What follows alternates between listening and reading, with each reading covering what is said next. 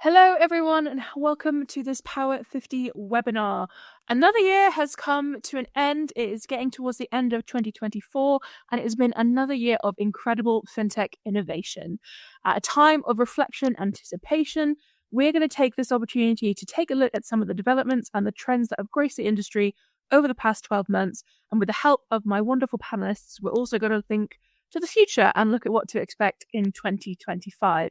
So speaking of my fantastic panelists, I am very thrilled today to be able to welcome onto this webinar Pedro Batista, CEO UK and VP Payments and Operations at Payhawk, Kamran Hedjri, CEO at PXP Financial, and Jeff Parker, CEO at Paymentology. Gentlemen, thank you so much for joining me today. It's an absolute pleasure to have you here. Our pleasure. Thanks for having me. Amazing. I'm really excited about what the conversation is going to be like today. I feel like, obviously we do these kind of things every year. Everyone starts coming out with their sort of reflections on the year that's been and then their predictions for the year that's gone. So I'm really excited to hear what you guys have thought about the fintech world this year and what you're expecting for 2025 as well. But before we crack into it, I'd love to give you an opportunity to introduce yourselves and, share a little bit about yourself and your company and the kind of things that you do. So Cameron, why don't we go to you first?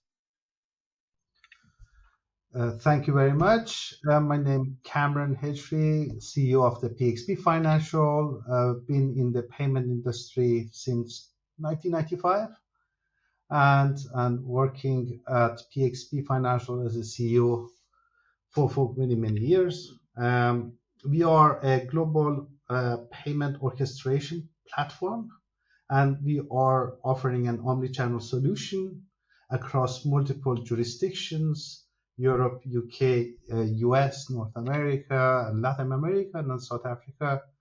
And we are providing our services to enterprises, corporates, SMEs, and partners in multiple industry verticals: retail, hospitality, regulated gaming and gambling, cruise ships, ticketing, and so forth. That's it in a nutshell. Fantastic. Thank you so much. Pedro, we'll go to you next. Sure. I'm Pedro Batista, originally Portuguese. I work for Payhawk. I have responsibility of the regulated side of the business as the UK CEO. Also have global responsibility for payments and operations. Payhawk is a spend management firm that it's vertically integrated to automate everything that's kind of the CFO suite of products to make performing payments and reconcile it and connect that with ERP, including bookkeeping. Payhawk is the first Bulgarian unicorn and is based in all over Europe with quite a few European bases, the UK and the US as well. Amazing, fantastic, thank you. Then last but not least, Jeff. Hi, Polly. Thanks very much for having me. My name is Jeff Parker. I'm the CEO of Paymentology. We're a global issuer processor, and by that we are helping clients to issue and manage their card programs. So we're really the plumbing that sits behind everything. We're a very global business. We have clients in over 60 countries, and we have employees in over 60 countries. So a very exciting time for us as a business. So yeah, great to be on here. Amazing stuff. Well, like I said, thank you so much, all of you, for joining me today. I feel like we've got to have a really interesting conversation. I mean, let's just get right into it and let's think about, the year that's just gone. We're coming to a close. What have been the major fintech trends of 2024 as you have seen them? So, Pedro, we'll start with you. Sure. Happy to chip in here. So I think there's a few items that come to fruition. So obviously, since 2022, kind of it seems that fintech was resetting expectations in terms of obviously growth ambitions. But I think this year, quite a few themes ran through the industry. So embedded finance continues to be front and center of certain software companies going into financial services as part of kind of the creation of wallets. AI, cannot do any talk nowadays without talking about AI and the impact that this has on personal finance, frauds, and even customer service. So some of the services that the companies provide to their own clients. Most of us have seen the move that Klarna did by firing 700 people in their customer support division because they think AI could replace those functions by better serving their clients. A little bit on sustainability finance. So ESG is kind of bringing more to fruition. I think companies are going more into the B Corp, being B Corp certified, going into kind of carbon footprint or carbon offsetting, carbon calculation. Everybody seems to be going in that direction. And I think DeFi and tokenization is the last one. I think DeFi is kind of taking some institutional adoption, even more with kind of Bitcoin ETFs, large asset managers going into that space and taking huge positions. So I think those are the 4 key themes that I've personally came across in 2024. Fantastic. Thank you for that. And then Kamran, what do you think? Where have you seen the major trends here? First of all, I can't believe that the year is coming to an end. We are already at the end of November. Well, few things, and I agree with my colleague there. On the blockchain, right? There is a lot of activities around that, and you hear about the CBDCs and what is happening, and the increased use for secure cross-border payments and DeFi, and the regulatory environment around that is getting shape with MiCA in Europe. I saw a number this today. I think it was 900 million on the digital-only banking neobank users. So that's a trend that has been accelerating this year, and more we will see it over the next years coming. AI, let's not forget AI, and definitely AI is the first year that started to make an impact, and you see various applications coming in this area, in fraud detection, customer services, personalized planning, and all those things around that. The regulatory environment, the PSD2, GDPR, the DORAs that is coming in January. So that's the whole thing that is getting prepared. The SWIFT to ISO 20022 is shaping in, and lots of stuff happening under the regulatory environments, and lots of preparation required in that sector. And payment innovation, and the mobile wallets, contactless payments, the biometrics, and various versions and flavors of these payment types are coming out, QR codes and what have you. So it's exciting space, and it's just going to get more exciting in 2025, I'm sure. Yeah, absolutely. And then Jeff, what do you think about this? Where are your thoughts lying?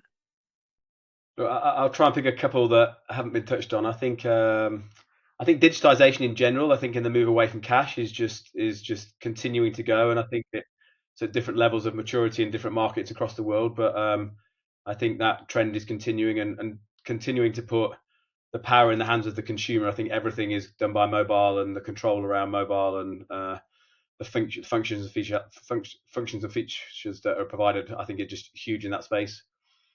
I think a good trend that we've seen is probably a number of fintechs hitting profitability. So I think this whole debate about whether fintechs can be sustainable and stay the course. There's a number of examples in the UK, in the US, and in the Middle East where we're starting to see some real strong performance, both from a growth perspective, but actually from a financial profitability, which I think is obviously awesome for the industry, and I guess is that general flight to quality.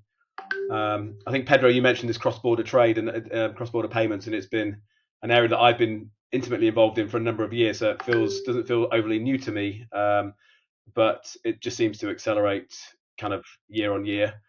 And I think finally the last one I think is probably personalization, and it's how do we use AI, etc., to do personalization. But I think the power of loyalty and rewards programs are starting to increase as we're seeing, I guess, the ability to offer more tailored solutions for customers and move away from spam, which I think we're still probably very much in the way of. But if we can actually create real value and propositions on an individual level, I think it gets quite exciting, and I think fintechs are probably best positioned to deliver on that for consumers. Yeah, absolutely. I think you guys have all touched on really, key trends. It doesn't surprise me at all that you've mentioned AI, but Jeff, I really love how you brought up the idea of we're seeing profitability in fintechs, because I agree that is definitely one of the things that I've taken away from this year. And I guess kind of continuing very tenuously along that thread, it'd be really great to know kind of what lessons you have learned from 2024, going through this year, being in the industry that we're in. What kind of lessons have you picked up along the way, either from your positions as CEO or, within the running of your company, or just in general? I mean, Jeff, I'm going to throw that one back to you first. Look, I mean, I think clearly they're related a little bit in terms of the trends we've seen and the lessons that we've learned. I think what we are seeing is that fintechs need to prove their value faster. I think there's less money around to kind of pivot 3 or 4 times and kind of try a look at a bit. So I think that's a pressure on all of us, I think, to prove the business model and probably to make yes or no decisions faster. If you're going to pivot, then pivot quickly. I think that I think a big thing for us and what we're seeing is that digital banks are real. I think that the stats in the UK are pretty scary now on a positive way, that I think the number of new accounts opened is actually more on the kind of the digital neobank side than it is with traditional banks. I think the challenge the industry has is turning them into primary bank accounts. But I think that's a good challenge to have. And I'll just pick one more because I don't know, I'm sure Kamran and Pedro have a few others, but I think partnerships, and I know it's a word that can get thrown around, but I think definitely in the way that I see the world is that I want to be very focused on what I do well and where I think we can add value. But I think there's a huge amount of kind of adjacent services that I'd be best served and am best served working with partners to deliver those, because I'm not going to be able to do that as well as some other specialists out there. And I think the technology that we operate in and the environment that we operate in allows us to have effective partnerships. And I think that's a super exciting thing as we go forward. Yeah, I absolutely love that, especially the partnership idea, because I remember when I was first starting out in the industry about, however many years ago that was now, it was literally everything was partnerships, partnerships, partnerships. And, 4 or 5 years later, we're still on this partnership idea. So I completely agree with you there. I mean, like, Kamran, what do you think? What have been the lessons that you learned this past year? I think I like what Jeff was saying. Speed is really key, and adaptability. Yeah, and that's to all this regulation. We are a regulated company in various jurisdictions, so the adaptability to regulation is important. The speed of change and technological changes is crucial to our development. So that's one thing that is I think this is the lesson we have learned over the years, but it's even more clear in 2024 that it's going to be a very important ingredient for the 2025s and onwards. And just not to be left out, I believe also strongly in partnership, and alone you won't be able to do it. Is collaboration with traditional institutions and accelerating innovation by working together with them. It's something that we have learned, and we've been doing it, but this is also something that is crucial. And the other point is around this move from cash to digital. It involves building consumer trust and fundamental retention. That's the key. The more we are transparent, the more we work on that, the more conversion happens from that's where the direction is going for me. Yeah, that's really interesting. Thank you, Cameron. And then Pedro, what do you think on this? Any new lessons, or similar to what Jeff and Cameron have already said? Some common themes that I see with my 2 other panelists. So I think being agile to navigate market uncertainties, very important. Inflation, interest rates, and regulatory changes were kind of top of mind of everybody here in the call.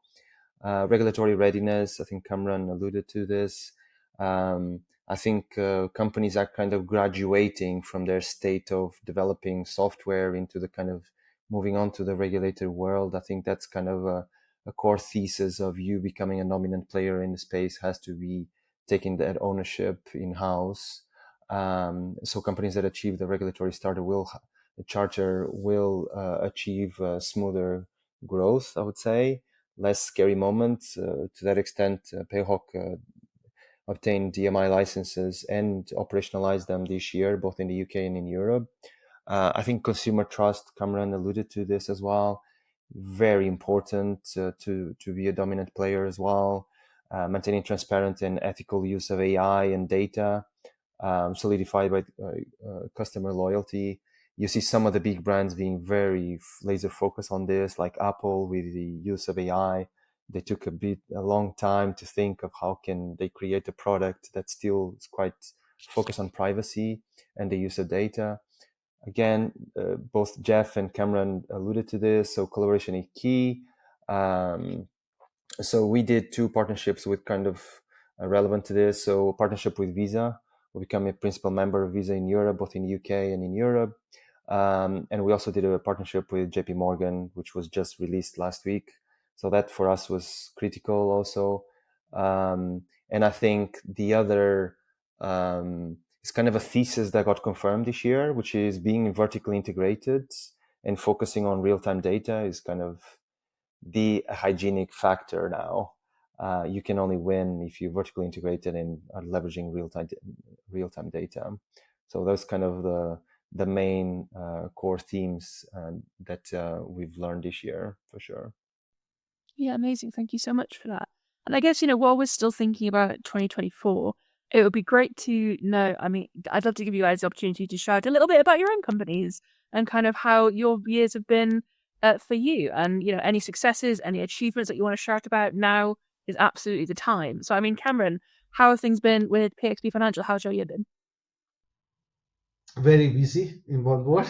So we've been, going back to the word partnership, we've been establishing various partnership in the different jurisdictions, with North in US, Kushki in LATAM, Zebra for our hospitality solutions, and FOS, we went to the soft POS and we developed a product in that area.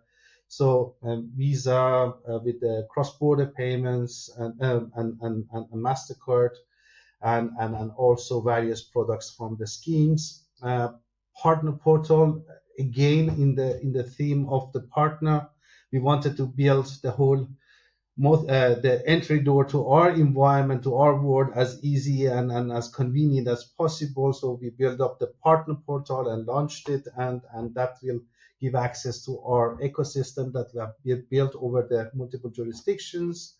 And we also built a new tech stack to modernize the operation and have launched part of it. And then 2025, we're just going to build upon that tech stack that has been developed. Yeah. And that's going to make it easier, faster, and more adaptable to all the regulatory environments that we are living in. Amazing, fantastic. And Pedro, how about you? How's Payhawk been this year? Yeah, I think, look, the company has absolutely incredible expectations for itself, and we truly believe that the company is on the right path to fulfill its potential.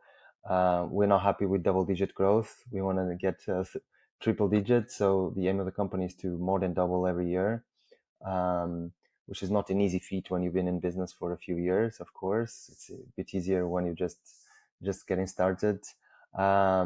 But in line with what I was saying, so data is key, vertical integration. I think some of the key things that we've done is all around that theme of. So we launched credit for customers. It's something critical as companies are trying to be more efficient with their treasury management. So we've done EU credit. We've done HR integration. So part of the vertical integration is kind of think of what's the financial and the data ecosystem for the clients, for them not to have these joint processes.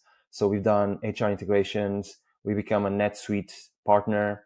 We've launched card linking products, which basically means that we're not only an issuer, but we also absorb data and reconcile that data vertically integrated with any other cards that you might come and bring to this relationship. We rolled out, as I mentioned previously, the UK and the EU regulated business with the regulators of the FCA in the UK and the Bank of Lithuania in Lithuania. And the testament to that is our G2 mentions and Trustpilot scores. It's kind of the testament that we are absolutely on the right path of being very laser focused on clients and absorbing those feedback loops and making sure that whatever we deliver is very much focused on that feedback that we receive. Yeah, that's amazing. And then, Jeff, how about you at Paymentology? How have things been for you this year? I mean, I think every year is exciting. That's why we're in the industry. It moves pretty quickly. But for me personally, I'm coming up to a year in the job, so I guess it's my first year at Paymentology, which has made it exciting in itself. The business is doing incredibly well. The background is that we were a number of different businesses that were brought together, so there was still an element of kind of integration and joining cultures together, which I think has gone really well. And I spent a lot of time with my team really defining what our strategy is for the next 5 years, so we're all aligned. And I've brought in a number of great new members of my team. I brought in a new chief revenue officer, a new chief technology officer, a new COO, and a new CPO. So there's been a bit of change at the leadership level, but we're continuing to grow. We signed some great clients around the world. We launched Time Bank, a digital bank in South Africa, Union 54, an African bank, a couple of LATAM clients, and so that's been super exciting just to see that our product market fit continues to resonate with clients. And I think that's probably demonstrated in a pretty big milestone for us. We reached profitability in September, which is the first time we've done that, and we'll be profitable for the last quarter of the year, which is super, I guess, a great validation of the business model that we're doing. But I guess, like all of us, the focus is on the consumer and the client, and if we deliver well for them, then hopefully everything else follows. Amazing. That's definitely fantastic news. So congratulations, Jeff, and the whole team. And I think, it's obviously been a really interesting year for a lot of people in a lot of ways, and a lot of fintechs, especially, considering everything that goes on and everything that happens, even behind the scenes. So, I guess moving on then from 2024 and thinking about 2025, which is rapidly approaching at the time of recording, it'd be really great to know, what do you think is going to happen? What are your big predictions? Do you have any big predictions, or like anything is the fintech industry a bit too chaotic and a bit too hard to predict? But I mean, I'd love to know, what are your big fintech predictions for 2025? Do you think there's going to be a next big trend? What's kind of on your cards, I guess? So Pedro, I'll go to you first. Yeah, absolutely. Happy to chime in here. So I think AI for sure. I think this is the year that everybody knows about AI and Gemini and ChatGPT. But I think next year will be the year that most companies will have its own AI strategy and will have at least one AI-based launch. So a product that's very much based on AI. I think if you go and look at how many mentions AI has in the annual reports of public companies, I think now this is going to cascade down to private companies and to even fintech startups. I think stablecoins and CBDCs will continue. I personally been speaking about stablecoins and CBDCs for probably 5 years now. But I think this is the year. I think next year will be the year that this will be kind of more mainstream. You saw the Stripe acquisition. They bought Bridge for over $1 billion. That was pretty impressive acquisition. And I think there will be more adoption of companies that will kind of launch their own stablecoin. They will start playing around with it to see customer adoption, how prevalent that becomes. So I think there will be more companies going into that space. More interoperability of platforms. And I think it's the rise of AI. We spoke about AI-centered products. I think wealth tech and non-fintech, but ed tech, so education tech. I think those will be the two main areas that AI will impact next year, in my opinion. Yeah, that's really interesting. Thank you, Pedro. Jeff, how about you? What are your big thoughts for 2025? I'm not sure I'm creative enough to come up with some groundbreaking predictions, but I think we'll continue to see this trend of digitalization. I think that the need of the consumer to have everything at their control, at their disposal in the mobile wallet will continue. We'll see that manifest itself through, I think, the continued evolution of kind of embedded finance. I think it just makes sense that the payment should be seamless and frictionless within whatever experience the consumer is trying to interact with. So I think that's going to continue. And I guess in related to that, the way that we think about I guess, cards or account to account, I think for the consumer will become less meaningful, because the consumer doesn't actually care whether it's a card or an account to account. It's about what the experience is, and I think it's going to be left to us as the service providers to really serve up the best and most suitable and the highest value proposition to the consumer. And then my probably slightly nervous or negative prediction is fraud. I feel that fraud is the top of mind for every single conversation I have with clients, and it feels like fraudsters are becoming more and more sophisticated, and I'm not sure yet the industry is on top of that. So I think we may see worse instances of fraud before we get better. So I think from my company's perspective, I think a focus is on how do we create products and services that really help to manage that in a more seamless way, without completely destroying the value that we can provide through digital. Because I think the danger is we try and become so safe that we then add in 5 or 6 manual steps or whatever it is that then just destroy all the seamless value we're bringing through the digital services and propositions that we're providing. So I think there's a lot of kind of work to be done, and obviously, as Pedro says, everything's going to be powered by AI. So we all need to work out how to deal with that as well. Yeah, absolutely. Thank you, Jeff. And then Kamran, how about you? What are your big thoughts for 2025? I think Jeff and Pedro nicely summarized the whole thing, and just recapping, definitely digital banking is going to get even more, right? And that, I've seen a statistic around that one. 53% of global consumers will touch that, right? And embedded finance, we talked about it. That's still another area that it's going to grow. We talked about blockchain. There are 40 plus CBDC piloted, and then that's just only going to grow. And AI is definitely, and to your point, Jeff, it's going to get more sophisticated. But I'm also optimistic that that's the fraud prevention are going to get more sophisticated to deal with this, and let's see how this catch-up game can be done in 2025. But definitely is going to be a challenging area. And personalized services, I talked about it, and this account to account or card, the need is a real-time payment, and then that's something that we need to go in that direction. And then the real-time and interoperability between the different systems that is around the globe, that's something that it's definitely on top of mind, and that is connected in a cross-border payment across this globe. So those things, real-time payment, faster, more transparent, it's going to be definitely. And regulation, let's not forget the regulation. That's going to remain still challenging, and adaptability to that is going to be a key one. Yeah, absolutely. And following on from that, what are going to be the biggest challenges in fintechs in 2020? What are going to be the biggest challenges for fintechs in 2025? And are there going to be any new challenges on the rise? Cameron, you just then mentioned a few. Jeff, you mentioned a few. Are there going to be anything new coming? Jeff, I'll go to you first for that one. I think we've covered a couple of them. I think, just to recap, I think obviously fraud is a big challenge. It's going to continue, I think, across the board. It feels like regulatory oversight is becoming greater.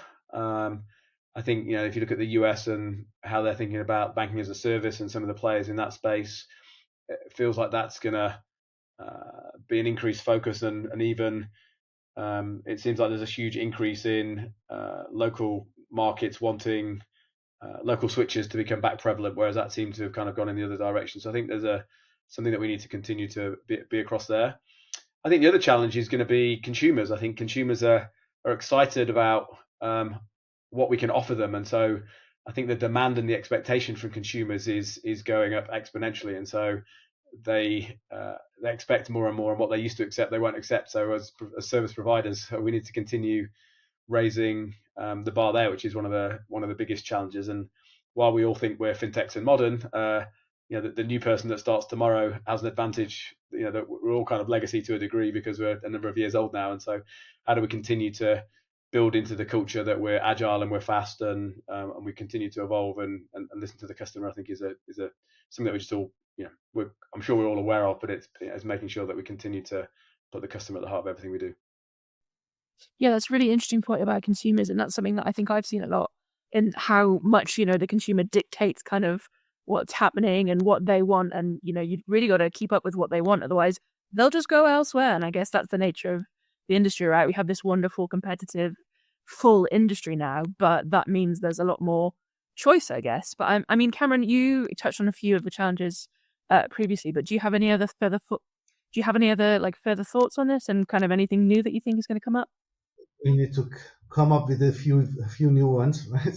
I think we talked about AI and blockchain and all those things. So the talent gap in this sector, right? So that's going to be a challenge because we need to adapt, and I don't think we have enough talents out there to resource it, and then that's going to be something coming up. I think I keep talking about the regulatory, but the stricter regulatory frameworks and navigating through that is going to be one. Fraud, we discussed it, and balancing innovation with sustainable business models. That's something that we heard that the fintechs making money, but this is also to do with innovation and then fighting on that sector to get the customers and having the innovation, but having a sustainable business. That's going to be also something that we're going to be busy with. Yeah, fantastic. And Pedro, how about you? Anything new to add? Yeah, some common threads there. Just maybe give some examples of what I've seen. So in terms of regulatory landscape, I think there will be a stricter oversight on AI. What data can they be pooling? What can they do with that data? Because these LLMs, they have the capacity not just to retrieve data, but they also infer, which means they're also kind of making their own conclusions about the data that they are reading. Crypto, I think there'll be more and more. Crypto seems to be back. Bitcoin is close to 100K mark. So I think there will be more regulation coming in crypto, especially in Europe. Seems a bit more friendly in the US with the changes of governments. Data privacy for sure. Also in lines with what AI is capable of producing on a personal standpoint. I tried, for example, to go to ChatGPT and check about myself because it's very known that they have that data. The question is, will they display something about you personally or just professionally? And so far, it's only been professionally. They only kind of go into the professional area. But I'm very curious if other AI tools go into the personal domain and start scraping data and publishing this. I think economic pressure, so the macro environment, how will interest rates develop over the next year? Talent density, I think Kamran mentioned just a few examples there. So I think AI and cybersecurity will be the two key issues for companies to hire top talent on. So AI and cybersecurity will be a struggle for companies to get top talent and to get access to a talent pool that they can really get amazing talent into the company. Cybersecurity threats. So we talked about frauds. I think cybersecurity is going to be more and more front of mind for most people. And I think it's just growth versus profitability, which was mentioned by both Jeff and Kamran. It's like growing versus being profitable. Obviously, companies don't want to kind of shot themselves in the foot and stop having ambitions to grow and to develop their product and to have a lot of muscle and cadence into their roadmap and their worldwide ambitions. But I think it's that fine line between growth and profitability and managing burn carefully, I think will be even more prominent in 2025. Yeah, it's really interesting. Thank you so much for that. And we are very quickly running out of time, but I feel like we've really sort of we've examined a lot, really. We've thought about 2024 and we've thought about 2025. And just kind of one of my last questions to you all today, I would love to kind of know how you think we can ensure fintech can move forward in 2025. We've talked a lot about some of the exciting things on the horizon. We've talked a lot about some of the challenges on the horizon as well. But how can we, as an industry and, as members of this industry, ensure that fintech moves forward as we come over the next year? Is there anything we can be thinking about? Anything, that we should be considering? As you guys as CEOs, what kind of things do you think you will be doing over the next year? I'd be really interested to hear your thoughts on this. So, Jeff, we'll go to you first. Sure. Look, I think there's a few things we can do, but for me, I think one of the things that makes fintech as an industry so special, I think, is that we, from an early age, have been very collaborative as an ecosystem, and I think we've always felt we're kind of the underdog, kind of the David against the Goliath, and I think we need to continue doing that, continue working together, and think about ourselves as, I guess, partners or peers as opposed to competition. I think that's always a good way to kind of continue to move things forward. And then I think we have to continue to work closely with regulators. I think, Kamran, as you said, I think there's regulators are probably, as we get bigger and more meaningful, viewing us as maybe in a way which doesn't understand our industry as well as it could be and the impact it has. And so I think a constant dialogue with regulators to make sure that we manage the risks appropriately, but we don't stifle the innovation and growth, because I think there's huge, we're still, in my views, very early on, especially in some countries, around taking consumers on this journey. I mean, South Africa is one of our biggest markets. It's still an 80% cash market. There's still millions and millions of people that are underbanked, that don't have access to basic financial services and financial inclusion. I think there's so much more we can do, and we want to do it in a safe way, but we don't want to provide or prevent people from having access to those. And I think finally, I guess, as there is this kind of move to profitability, potentially slightly away from growth or investment as it was, we need to make sure that we don't stop investing in emerging technologies and progressing things forward. We want to continue, I guess, pushing the boundaries and finding what is the art of the possible. Yeah, amazing. I think that all sounds great. I mean, Pedro, how about you? What do you think? How can we move fintech forward in 2025? I think it's great to see, and we alluded to some of the successes that we've seen from the neobanks. I think there's still certain products that consumers use that are still very heavily traditional. So mortgages, for example. So I was very happy to see that the announcement of Revolut that they kind of want to iterate and build a better experience around mortgages. I think that will be amazing to see. I think kind of payments, FX, all of that is completely digital. It's super transparent. You see the pricing, you know how it works. You have SLAs, you can expecting. I think mortgages are still kind of mortgages, and I think insurances are still those two red herrings that like it would be amazing to see some transformation happening there, and who better than Revolut to kind of go in there and start shaking things up. I think tokenization of assets is kind of along those lines as well, and just a hyper personalization of finance. So we talked about, there's a lot of these data, but I still haven't seen much in going there. It's like something that's incredibly relevant to me as an individual, or to me as a user inside the company. If I use a certain product, a B2B product, I think there's way more to be done in that area of making it much more relevant to what I as a user, either being a finance director, being a CFO, there's something like a dashboard of what's really incredibly relevant for myself as a user. I think those are the key areas. I think wealth tech is it's a bit easier. In the B2B side, given the different typologies of users, it will be a bit harder to achieve. But I think that's innovation will come for sure. And we want to make sure that we'll be the ones also driving, or hopefully we'll be the ones driving it as well. Amazing, fantastic. Then Kamran, last but not least, what do you think on this? Yeah, all has been said by Jeff and Pedro, but I try to add a couple of topics. I think still, consumer trust and transparency and security is a big topic. So that is going to help, and the more focus we put on that. We talked about regulators and the PSD3 and MiCA is coming, and various regulations across. So working with that and understanding and then working closer together. Solving real user problems and financial inclusion was mentioned. So that's topic that's going to help. also us in that direction. And prioritizing the sustainability in all the product design and operations that we do. This is something that is going to be also helpful.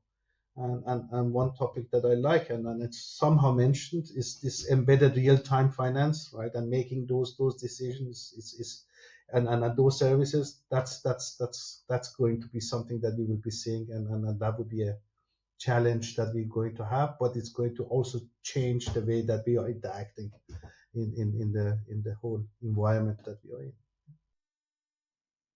Amazing. Thank you so much. Well, unfortunately, that does bring us to the end of our webinar today. I feel like we've really dived into a lot of things, really talked about this year, next year, and a lot of it. So thank you so much for joining me, all three of you. It's been absolutely fantastic to have you here. Just a quick note to our audience. Thank you so much for watching.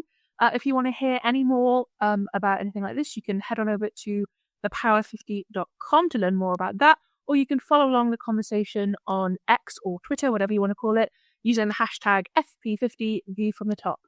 But anyway, guys, Kamran, Jeff, Pedro, thank you so much again for joining me. It has been an absolute pleasure to have you here and hearing more about your insights. So thank you so much, and hopefully we'll see you again very soon. Thank you. Pleasure. Very much. Thank you for having me. Thank you.